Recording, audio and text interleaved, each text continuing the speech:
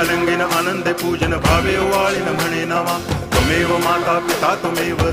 बंधुश्च सखा त्वमेव विद्या तरुणं त्वमेव सर्वं मम देव कायेन वाचा मनसेन्द्रियैर्वा बुद्ध्यात्मना वा प्रकृति स्वभावात् करोमि यद्यत् सकलं परस्मै नारायणायति समर्पयामि अच्युतं केशवं रामनारायणं कृष्णदामोदरं वासुदेवं हरि गिरिधरं माधवं गोपिकावल्लभं जानकीनायकं रामचन्द्रं भजे हरे राम